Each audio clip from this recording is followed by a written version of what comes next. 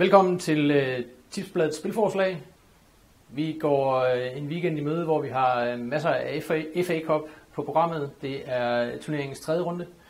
Og vi skal se på nogle spilforslag, og derfor har jeg selvfølgelig allieret mig med spileksperten Jakob Hansen.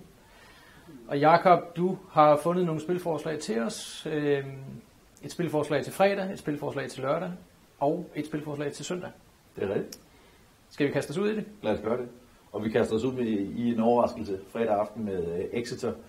Jeg synes, det er værd at prøve af en overraskelse, at Liverpool ikke formår at banke holdet fra League 2. Det er en kamp, der simpelthen ligger forkert i forhold til Liverpool og deres situation i øjeblikket. Deres skadeslist er uhyggeligt lang. De er efterhånden op på et 2-cifret antal skader. Det er kun 3 dage efter, de har spillet på en regntung bane i Stoke tirsdag aften, hvor de vinder i Liga Cup semifinalen og fik yderligere skader, ikke mindst til defensiven.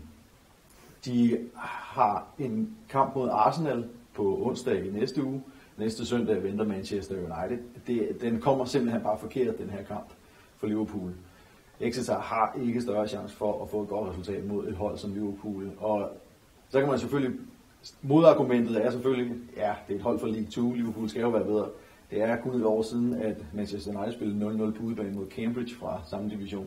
Så derfor et kryds til os 3 hos Sportingbet, det er godt givet ud, synes jeg. Du regner simpelthen med, at Liverpool, der i forvejen ikke har nogen spillere, kommer til at spare de spillere, som de har simpelthen ikke råd til flere skader, specielt ikke med de 2 kampe, de går i møde i den næste uge.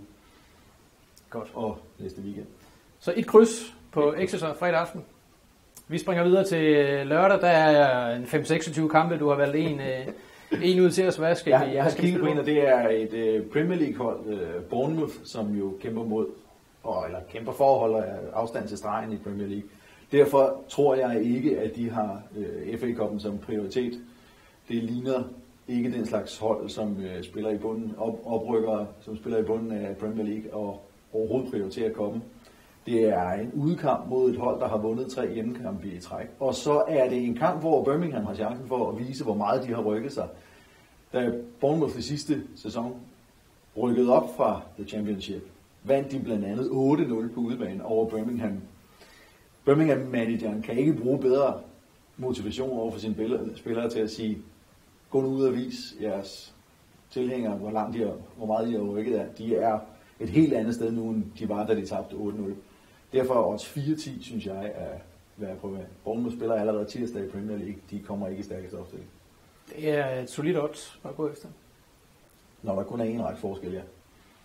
Den er noteret. Vi springer hurtigt videre til det sidste forslag, som er søndagskampen. Ja, nu har vi så taget 2 outsider, og så tænkte jeg, så skal vi prøve en favorit. Chelsea spiller hjemme mod Scunthorpe. De blamerede sig fuldstændig i Cup'en sidste år, hvor de fører 2-0 på hjemmebane mod Bradford og ender alligevel med at tage 4-2. Det parret med den sæson, de har haft indtil nu, gør, at de har simpelthen ikke råd til at gå ud og tage let på den her opgave. Ikke engang med kampe, der venter i næste uge i Premier League.